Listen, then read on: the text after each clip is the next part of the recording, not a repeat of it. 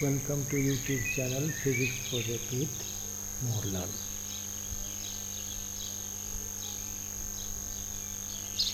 আজকে আমরা দশম শ্রেণীর ভৌতবিজ্ঞানের উপর আলোচনা করছি। চতুর্থ অধ্যায়, চ্যাপ্টারটির নাম তাপের ঘটনা সমূহ। এর একটা উপ-একক আমরা আলোচনা করব, সেটা তাপীয় প্রসারণ, থার্মাল এক্সপানশন। এটা পার্ট 1। এটাকে আমরা 5টা পার্টে ভাগ করেছি। তার প্রথম পার্ট, এটা মূলত ইন্ট্রোডাকশন। এটাতে আমরা তাপ প্রয়োগ করলে যে পদার্থের প্রসারণ ঘটে তার ব্যবহারিক কয়েকটা উদাহরণ দেখাবো এবং কেন এই প্রসারণ ঘটে সেগুলো আলোচনা করব। Presented by Mohanlal Samanta, assistant teacher, Tamluk Hamilton high school, Tamluk Purba Medinipur. তোমরা এই চ্যানেলটা ফিজিক্স প্রজেক্ট উইথ মোহনলাল দিয়ে ইউটিউবে সার্চ করবে, তাহলে আমার অন্যান্য ভিডিওগুলো পেয়ে যাবে এবং ওটা সাবস্ক্রাইব করে রাখবে, কারণ যখনই কোনো নতুন ভিডিও আপলোড করব তোমাদের কাছে তার নোটিফিকেশান পৌঁছে যাবে।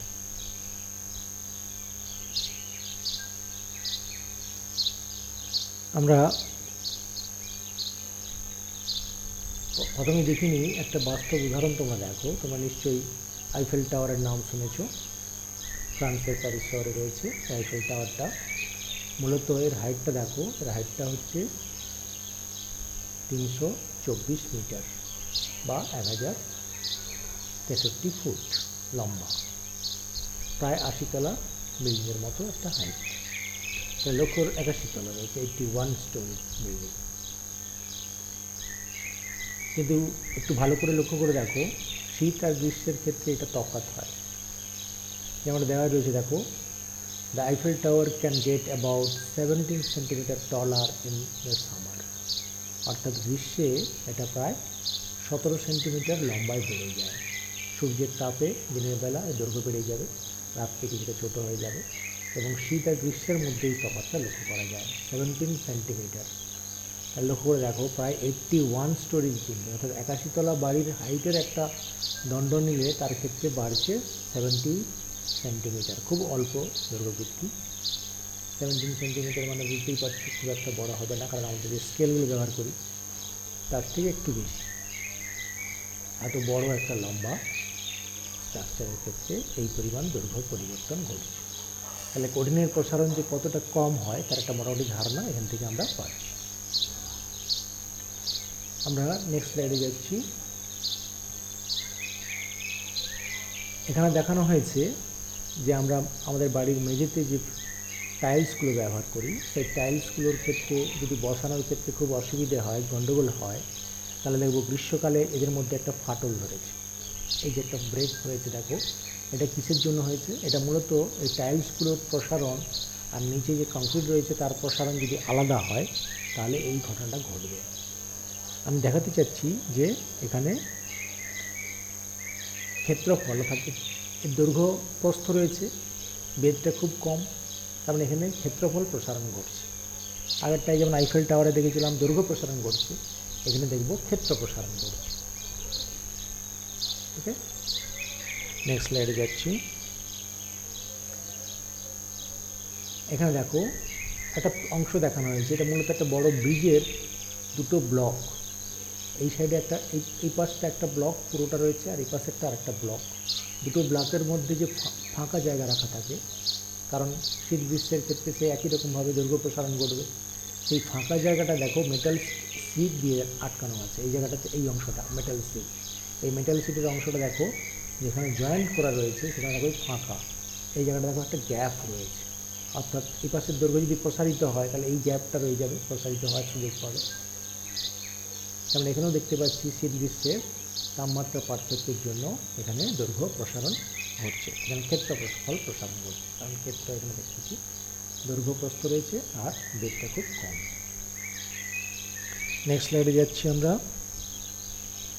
এখানে দেখো যে বৈদ্যুতিক সরবরাহ লাইনের যে তারগুলো, এগুলো দেখবে একটা, এই যে গ্রীষ্মকালে যে ঝুলে রয়েছে আর শীতকালে ঝুলে থাকার মধ্যে একটা তফাৎ লক্ষ্য করি। দেখব গ্রীষ্মকালে একটু বেশি ঝুলে যায় আর শীতকালে টান টান হয়ে থাকে।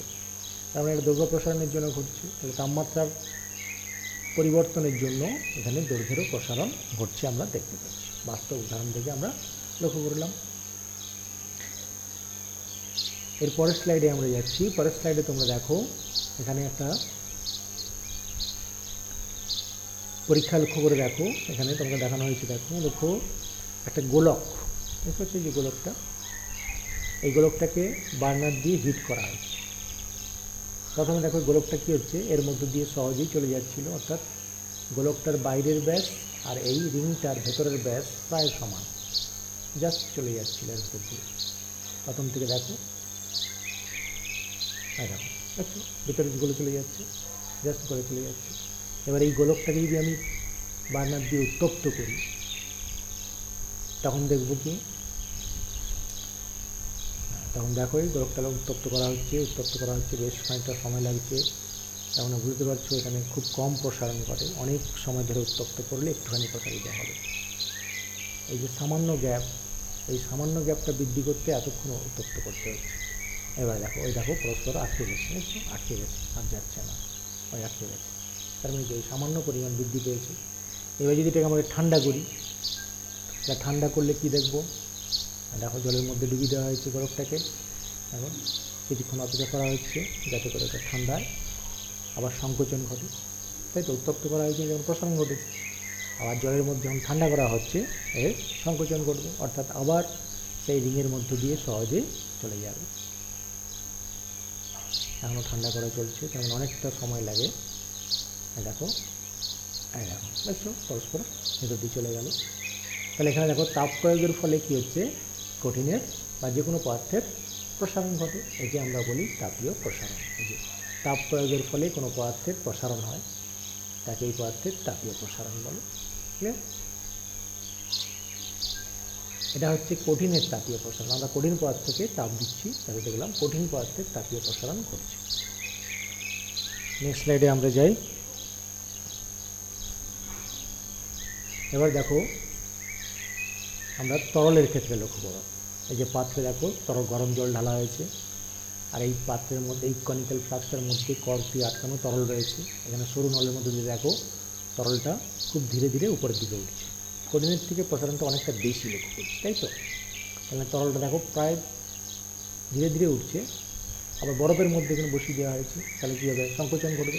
এই দেখো লক্ষ্য করে সংকোচন করছে, ওই দেখো নেমে যাচ্ছে। লক্ষ্য করো, ওই দেখো তরলটা আস্তে আস্তে করে নেমে যাচ্ছে। তাহলে এখানে প্রসারণটা কঠিনের থেকে দেখলাম অনেকটা বেশি, তাই তো? তরলের ক্ষেত্রে দেখলাম দ্রুত প্রায় নেমে যাচ্ছে। কঠিনের ক্ষেত্রে অনেকক্ষণ উত্তপ্ত করলে সামান্য পরিমাণ দৈর্ঘ্য প্রসারিত হয়েছিল। এর ক্ষেত্রে তরলের প্রসারণটা তুলনামূলক কঠিনের থেকে অনেকটা বেশি। পরের স্লাইডে আমরা যাব। পরের স্লাইডে দেখব গ্যাসের প্রসারণ। লক্ষ্য করে দেখো, এখানে একটা লক্ষ্য করো, লিকুইড নাইট্রোজেন খুব ঠান্ডা, তার মধ্যে একটা বায়ু ভর্তি বেলুনকে মুখটা বেঁধে রেখে দেওয়া হয়েছে। দেখো বেলুনের আয়তনটা দেখো ক্রমশ কমে যাচ্ছে, মনে হচ্ছে যেন বেলুনের বাতাস বেরিয়ে যাচ্ছে, কিন্তু আদৌ না, মুখটা একেবারে বন্ধ করা। এই দেখো হিলিয়ামপূর্ণ একটা বেলুন রেখেছি, যেটা মুখ বন্ধ করা আছে, অথচ ঠান্ডার জন্য আয়তন সংকোচন হয়ে যাচ্ছে। এই বেলুনটাকে বাইরে নিয়ে এসে আমার সঙ্গে সঙ্গে দেখবো প্রসারিত হয়ে যাবে, যেমন সেট ছিল তেমন চলে আসবে। তাহলে দেখো গ্যাসের প্রসারণটা তুলনামূলক অনেক বেশি। লক্ষ্য করে দেখো গ্যাসের বেলুনটা যেটা ছিল অনেকটা প্রসারিত হয়েছিল, ঠান্ডা করতে সংকুচিত হয়ে যাচ্ছে, অনেকটা চোখে পড়ছে। সে তুলনায় কঠিনের ক্ষেত্রে লক্ষ্য করো একদম প্রসারণটা প্রায় চোখে লক্ষ্য পড়েনি, সামান্য বৃদ্ধি করতে অনেক সময় উত্তপ্ত করতে হয়েছিল। তাহলে আমরা একসঙ্গে কী দেখলাম পরের স্লাইডে, কিন্তু একসঙ্গে দেখছি। দেখো এখানে দেখো কঠিনকে উত্তপ্ত করছি, কঠিনকে উত্তপ্ত করছি,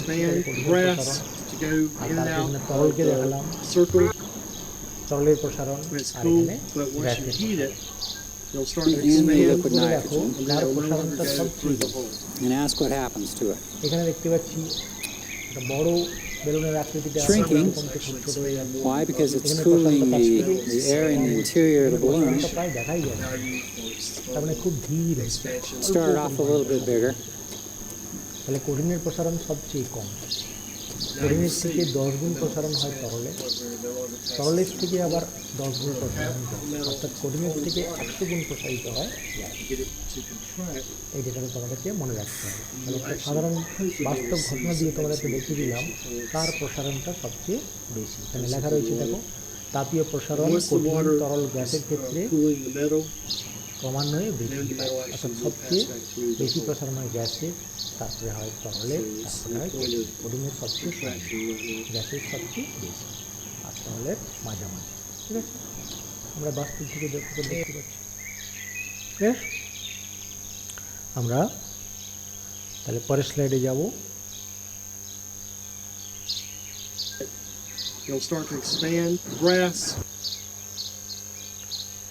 তাপীয় প্রসারণের এখানে সংজ্ঞা দেওয়া হয়েছে, লক্ষ্য করে দেখো। তাপ প্রয়োগের ফলে পদার্থের যে প্রসারণ হয় তাকে তাপীয় প্রসারণ আগেই বলেছি। তাহলে প্রসারণ আমরা দেখতে পাচ্ছি 3 প্রকারের হয়, কঠিনের প্রসারণ, তরলের প্রসারণ আর গ্যাসের প্রসারণ। যেটা আমি দেখিয়েছি এটা কঠিনের প্রসারণ, এটা তরলের প্রসারণ, আর এটা গ্যাসের প্রসারণ। এখানে সংকোচন দেখিয়েছি, আবার যদি বাইরে নিয়ে চলে আসে তাহলে প্রসারণ হবে, এটা প্রসারণ। আরও দেখালাম যে কঠিনের প্রসারণ সবচেয়ে কম হয়, আর গ্যাসের প্রসারণ সবচেয়ে বেশি, আর মাঝামাঝি প্রসারণ হচ্ছে তরল, যেটা আমরা এইখান থেকে লক্ষ্য করে দেখছি। গ্যাসে কঠিনের ক্ষেত্রে দেখো ওই সামান্য বৃদ্ধি পেতে অনেকক্ষণ উত্তপ্ত করতে হয়েছিল, তাও অতি সামান্য বৃদ্ধি পেয়েছে। তরলের ক্ষেত্রে এই নল দিয়ে ধীরে ধীরে ধীরে উঠতেছে, অর্থাৎ প্রসারণটা কঠিনের থেকে অনেক বেশি। আবার তরলের থেকে গ্যাসের প্রসারণ খুব দ্রুত হচ্ছে, কিন্তু বাস্তবে আমরা দেখতে পাচ্ছি। এটা তোমাদেরকে মনে রাখতে হবে। এর কারণটা কি? না, কঠিন পদার্থের অণুগুলোর মধ্যে আকর্ষণ বল সবচেয়ে বেশি। কঠিন পদার্থ খুব নির্দিষ্ট আকার আয়তন আছে, তার মানে তার মধ্যে অণুগুলোর মধ্যে দূরত্ব খুব কম, তাই আকর্ষণ বল খুব বেশি, তাই এদের প্রসারণ খুব কম। আর তরলের মাঝামাঝি গ্যাসের ক্ষেত্রে কী হবে? এদের মধ্যে অণুগুলোর মধ্যে আকর্ষণ খুব কম, আদর্শ গ্যাস ক্ষেত্রে অণুগুলোর প্রায় আকর্ষণ থাকে না, তাই অণুগুলোর মধ্যে দূরত্ব বেশি, ফলে প্রসারণ সংকোচনটাও অনেক বেশি হয়। ক্লিয়ার? আমরা নেক্সট স্লাইডে যাচ্ছি। এখানে দেখো বলা হয়েছে কঠিনের তাপীয় প্রসারণ, কঠিন পদার্থের ক্ষেত্রে আমরা বলছি। তাই তাপ প্রয়োগের ফলে কঠিন পদার্থের প্রসারিত হওয়ার ঘটনাকে কঠিনের তাপীয় প্রসারণ বলে। একটু সহজেই হয়ে যাচ্ছে। কঠিন পদার্থের নির্দিষ্ট আকার ও আয়তন আছে, এটা আমরা কঠিন পদার্থের ক্ষেত্রে জানি, নির্দিষ্ট আকার থাকবে এবং নির্দিষ্ট আয়তন থাকবে। তাই উত্তপ্ত করলে কী হবে? সব দিকে প্রসারিত হবে, অর্থাৎ দৈর্ঘ্য, ক্ষেত্রফল আর উচ্চতা সব কিছু পরিবর্তন করবে। আর দেখো, দৈর্ঘ্য, প্রস্থ, বেদ সব দিকেই সংকোচন ও প্রসারণ ঘটে। তাহলে তাপ প্রয়োগ করলে যেমন প্রসারণ ঘটে, যেমন আমরা সেই লোহার বলটাকে উত্তপ্ত করছিলাম, তাহলে প্রসারণ ঘটেছিল। আবার যখন জলে দিয়ে ঠান্ডা করছি তাহলে সংকোচন ঘটছে, সেটাকে আমরা বলছি কঠিনের তাপীয় সংকোচন। তাহলে প্রসারণ হচ্ছে তাপ প্রয়োগ করলে তার প্রসারণ ঘটবে, আর তাপ নিষ্কাশন করলে অর্থাৎ ঠান্ডা করলে সেটা কী হবে? দৈর্ঘ্যপ্রস্থ সব দিক থেকে সংকোচন করবে, এটাকে আমরা বলছি তাপীয় সংকোচন, যেটা একসঙ্গে আমরা দেখিয়ে দিয়েছি, তাপীয় প্রসারণ আর সংকোচন। এবারে আমরা একটা অন্য ধরনের ঘটনায় আসছি। এখানে দেখলাম তাপ প্রয়োগ করলে পদার্থের আয়তন বৃদ্ধি পায়, তাপ প্রয়োগ অর্থাৎ তাপমাত্রা বাড়লে আয়তন বৃদ্ধি পায়। কিন্তু কিছু কিছু পদার্থ আছে যাদের ক্ষেত্রে আমরা যদি উষ্ণতা বৃদ্ধি করি, তাদের ক্ষেত্রে দেখব আয়তন পরিবর্তিত মানে বৃদ্ধি না পেয়ে সংকোচন করবে। তাপমাত্রা বৃদ্ধি করছি, তাহলে আয়তন বৃদ্ধি পাওয়ার কথা, কিন্তু তার পরিবর্তে দেখব আয়তন সংকোচন ঘটছে। একে আমরা বলবো ঋণাত্মক তাপীয় প্রসারণ, নেগেটিভ থার্মাল এক্সপানশন, NTE। এর কয়েকটা উদাহরণ আমি দেখাচ্ছি। দেখো, জলের ক্ষেত্রে আমরা জানি, জলের ক্ষেত্রে 0 ডিগ্রি সি থেকে 4 ডিগ্রি সি, এই যে রেঞ্জটা, এই রেঞ্জে কী হয়? তার আয়তন সংকোচন ঘটে। আমরা একটা গ্রাফিক্যালি এটা অ্যানালিসিস করবো প্রত্যেকটা।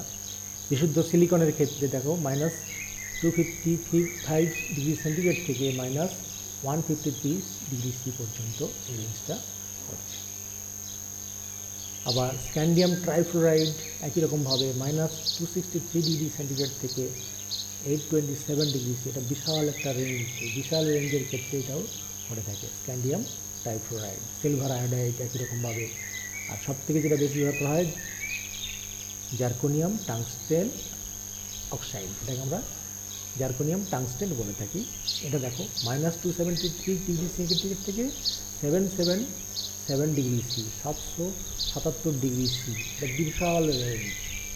এই বিশাল রেঞ্জে এর সম্পূর্ণটাই তাপমাত্রা বাড়ালে আয়তন কমে যায়, তার মানে নেগেটিভ থার্মাল এক্সপানশন দেখায়। এগুলো তোমাদেরকে মনে রাখতে হবে, বিশেষ করে এটা তোমাদেরকে সবসময় জেনে এসছো ক্লাস 8 থেকে, এগুলো নতুন এসছে। এইটা খুব গুরুত্বপূর্ণ আমরা প্রয়োগ করে থাকি, যেটা প্রয়োগটা আমি দেখাচ্ছি। তোমরা দেখো, প্রথমে যেটা আমরা লক্ষ্য করব যে জলের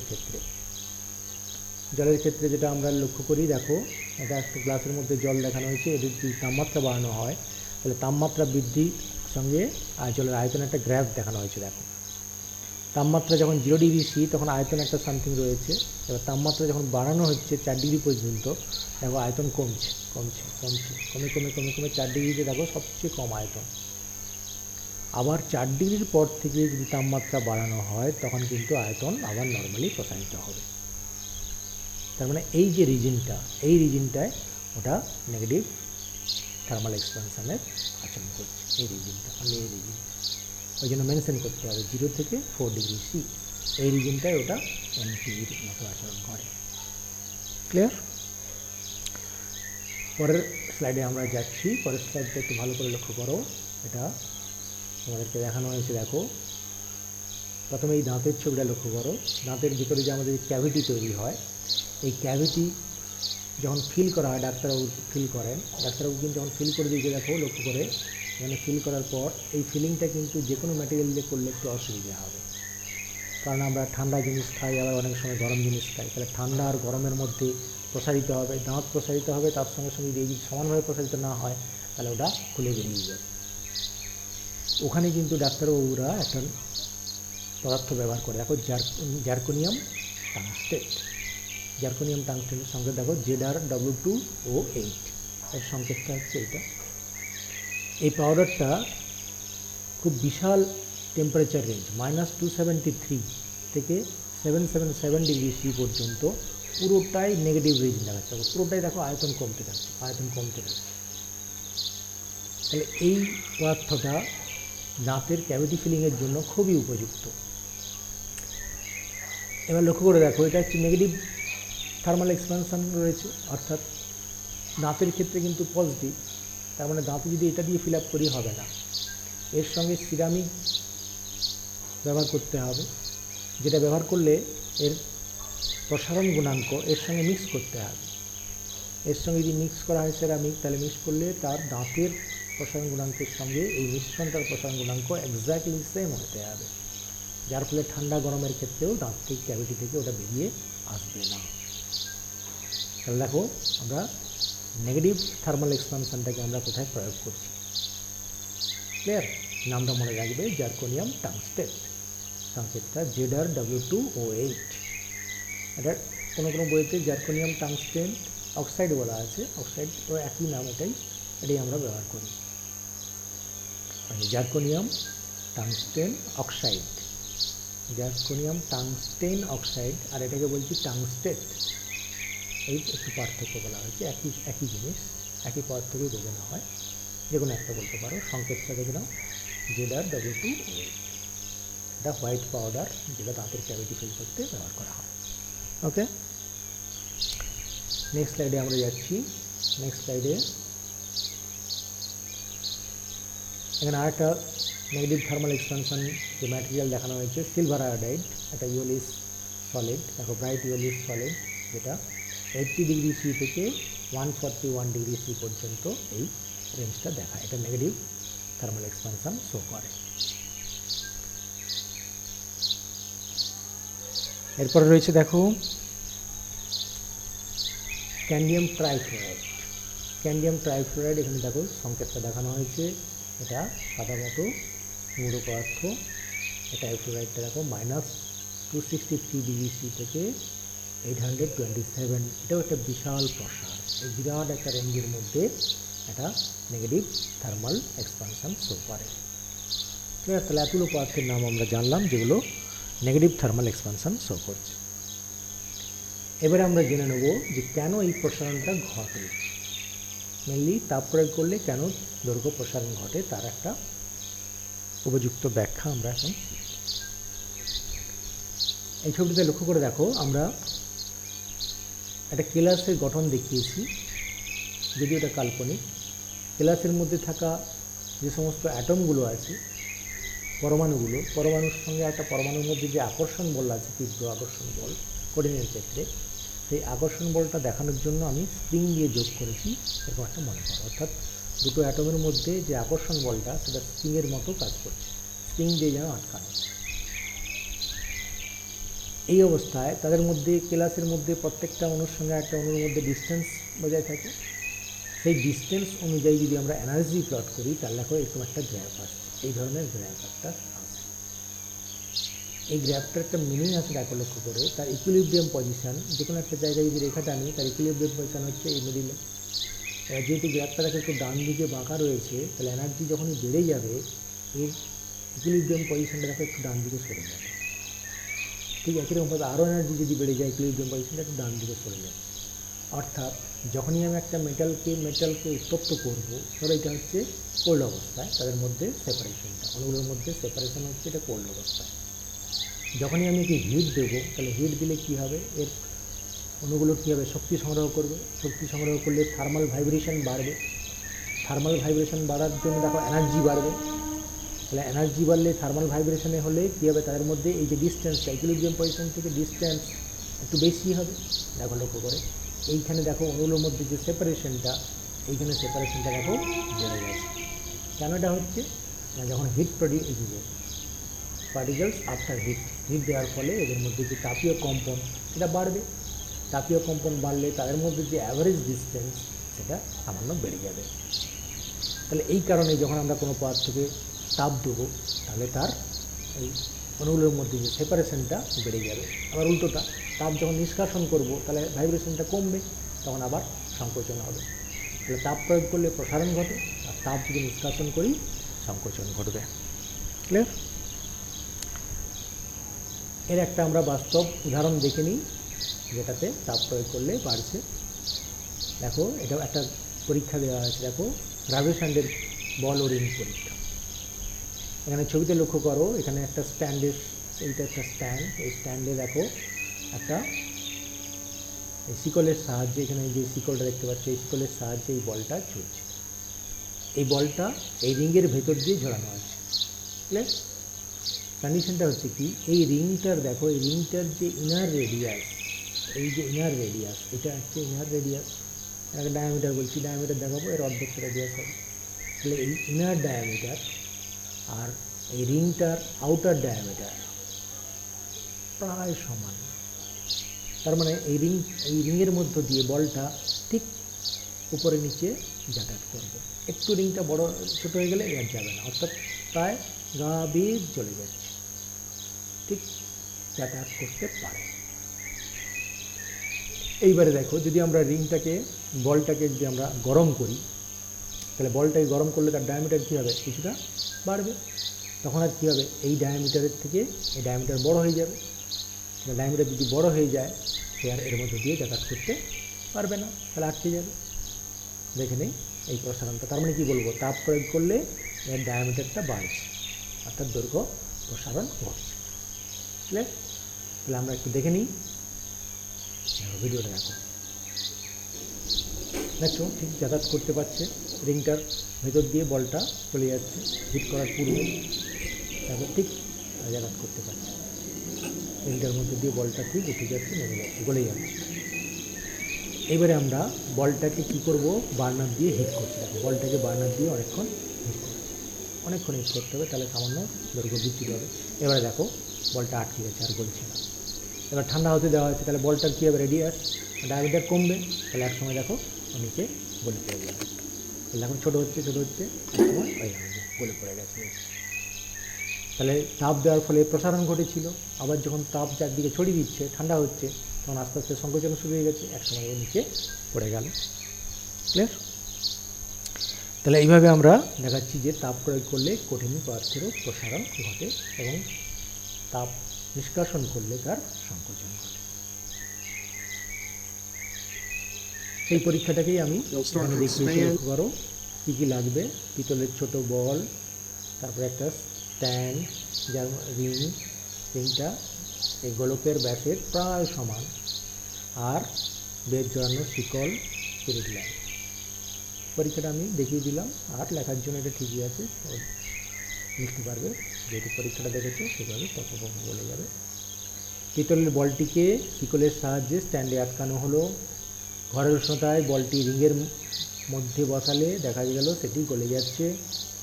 এখন বলটিকে স্পিরিট ল্যাম্পের সাহায্যে পৃথকভাবে বেশ কিছুক্ষণ গরম করা হলো, অর্থাৎ বলটাকে শুধুমাত্র গরম করা হচ্ছে, আর রিংটা যেমন ছিল সাধারণত মাত্রায় রয়েছে। দেখা গেল বলটি রিংয়ের মধ্য দিয়ে গলছে না, যেটা আমি আর ক্ষেত্রে দেখালাম, এই রিংয়ের মধ্য দিয়ে বলটা আর গলছে না।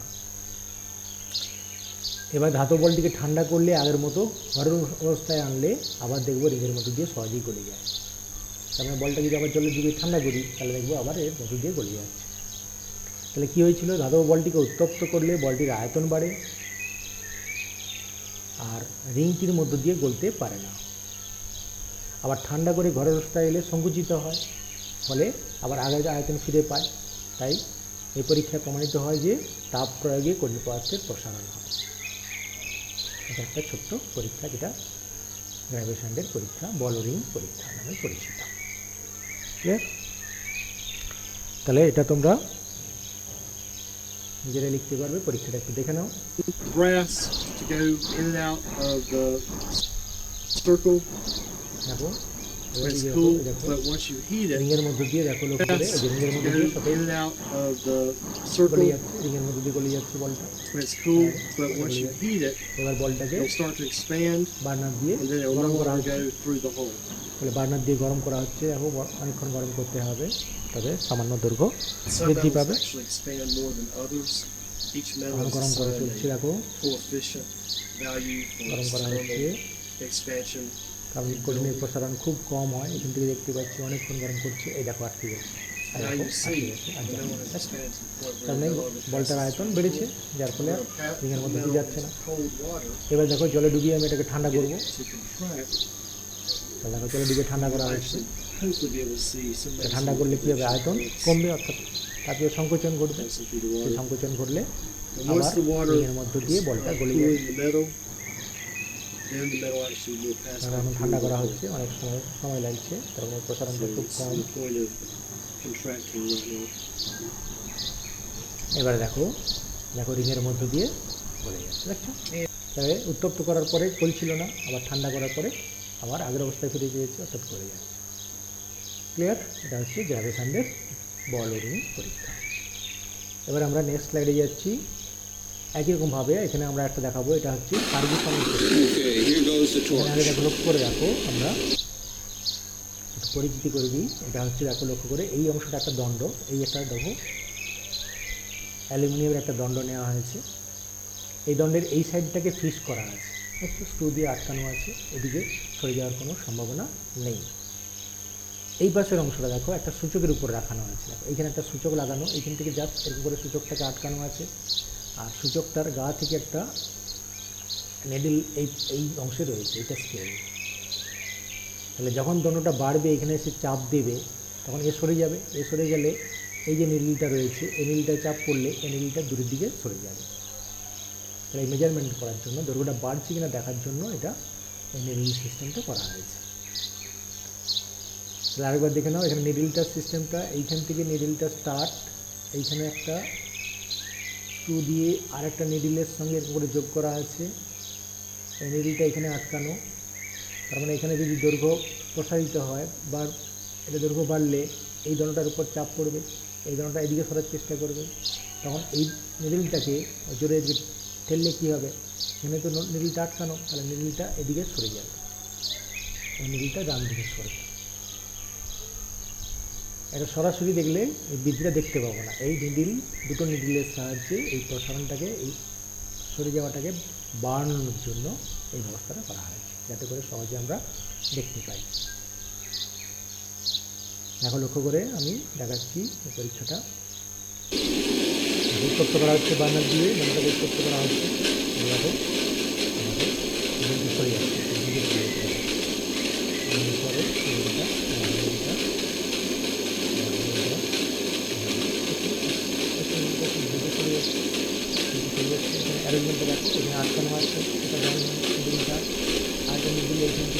এরপরে রয়েছে এখানে একটা সিডি আটকানো আছে, টেলিভিশনটা নিচের দিকে এখানে আটকানো আছে, যখন চাপ দিচ্ছে টেলিভিশনটা করার চেষ্টা করছে, দিয়ে চলে গিয়ে চাপ করছে, টেলিভিশনটা ঘুরে এখানটা উন্মুক্ত তখন হয়ে যাচ্ছে।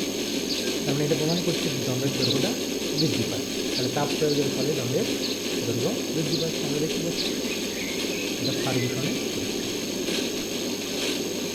এমন লক্ষ্য করে অনেকটা দৈর্ঘ্য বৃদ্ধি পাচ্ছে।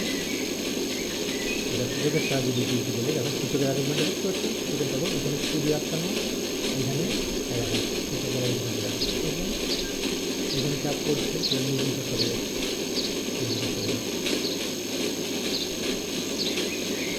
তাহলে এখানে আমরা We can see the result of the expansion of the aluminum.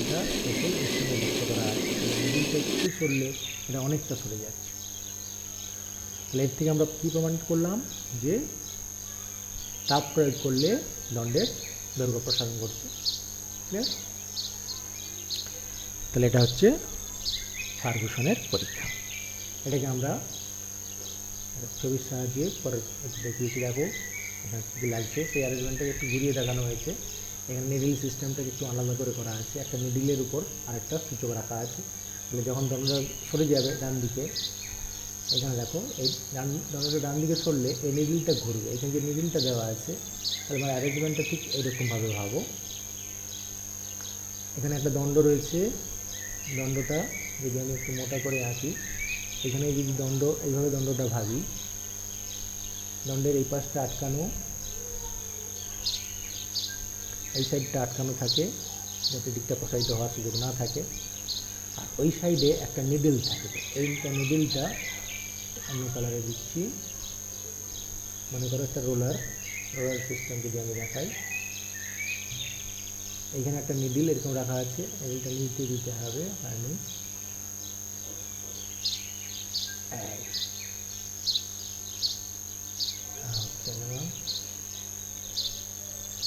যাচ্ছে না এখান দিয়ে।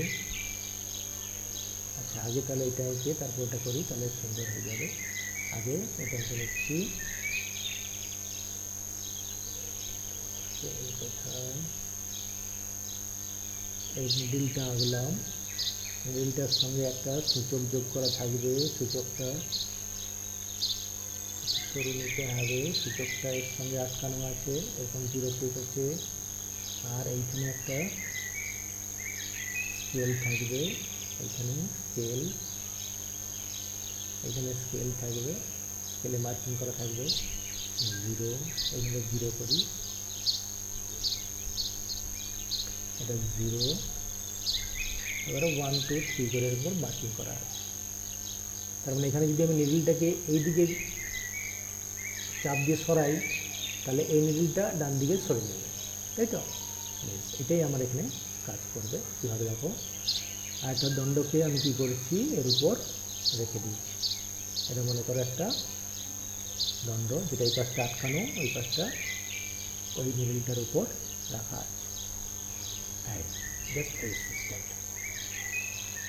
তাহলে এইবারে যখন আমি তাপ দেবো, দণ্ডটার এখান দিয়ে যখন তাপ দেওয়া হবে, এখান দিয়ে হিট দেওয়া হবে, তাহলে হিট দিলে কী হবে, দৈর্ঘ্য প্রসারিত হবে। যখন দৈর্ঘ্য প্রসারিত হবে, এই দৈর্ঘ্যটা বাড়ার সঙ্গে সঙ্গে এই রোলারটা কী হবে, এদিকে ঘুরবে, এই রোলার ঘুরলে নিডলটা এদিকে সরে যাবে। বুঝতে পেরেছি? তাহলে দণ্ডটা এই নিডলটার উপর দিকে যখন মুভ করবে, রোলারটা তখন এদিকে ঘুরবে, ক্লকওয়াইজ ঘুরবে। ক্লকওয়াইজ ঘুরলে কী হবে, এই কাঁটাটা এদিকে ডান দিকে সরে যাবে। কতটা সরেছে আমি স্কেলে লক্ষ্য করবো, তাই তো? ক্লিয়ার? যে অ্যারেঞ্জমেন্টটা এখানে দেখো লক্ষ্য করে করা আছে, এখানে দেখো এই যে নিডলটা, এই নিডলটার সঙ্গে সে পাশে এই সূচকটা যোগ করা আছে, এই যে সূচক, এটা স্কেল, আর এটা দণ্ড এক পাশে স্ট্যান্ডে আটকানো, এই যে দণ্ডটা রয়েছে, এই দণ্ডটাকে তাপ দেওয়ার জন্য এই ব্যবস্থা রয়েছে। তাহলে বার্নার দিয়ে যখন উত্তপ্ত করা হবে, দণ্ডটা দৈর্ঘ্য বাড়বে, দণ্ডটার দৈর্ঘ্য বাড়লে নিডিল, এখানে যে নিডিলটা রয়েছে, নিডিলটা ক্লকওয়াইজ ঘুরবে, নিডিলটা ক্লকওয়াইজ ঘুরলে এখানে সূচকটা ডান দিকে সরে যাবে। তাহলে যখন উত্তপ্ত করবো দেখবো নিডিলটা ডান দিকে সরে যাবে, অর্থাৎ দণ্ডটার প্রসারণ ঘটবে। আবার বার্নারগুলোকে সরিয়ে নিলে দেখবো নিডিলটা আস্তে আস্তে করে আবার আগের জায়গায় পৌঁছে যাবে। তাহলে এখানে উপকরণগুলো দেখানো হয়েছে, উপকরণগুলো একটু দেখে নিই কুইক। বিভিন্ন ধাতুর সমদৈর্ঘ্যের সুষম দণ্ড। এটা একটা ধাতু নিয়ে করলাম, আবার একটা অন্য ধাতু নিয়ে করব, যাতে করে অন্য সমর ক্ষেত্রে আলাদা আলাদা দেখতে পাবো। ক্ল্যাম্পস স্ট্যান্ড, এই যে ক্ল্যাম্পস স্ট্যান্ড রয়েছে, ধাতব রোলার, এই যে রোলারটা, এখানে যে রোলারটা রয়েছে সেটা, সূচক, এই যে সূচক, আর স্কেল, এই যে স্কেল, বুনসেন বার্নার, এগুলো বুনসেন বার্নার। ঠিক আছে, প্রথমে দেখো সুষম দণ্ড বি, এই যে সুষম দণ্ড বিটাকে কী করা হয়েছে না ক্ল্যাম্পের সঙ্গে দৃঢ়ভাবে আটকানো, এখানে ক্ল্যাম্পে আটকানো।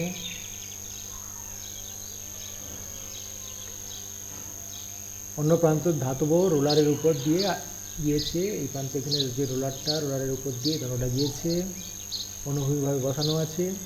রোলারটির সঙ্গে পি সূচক যোগ করা আছে, এই যে সূচকটা পি রোলারের সঙ্গে যোগ করা আছে, রোলারটা ঘুরলে সূচকটা ঘুরবে।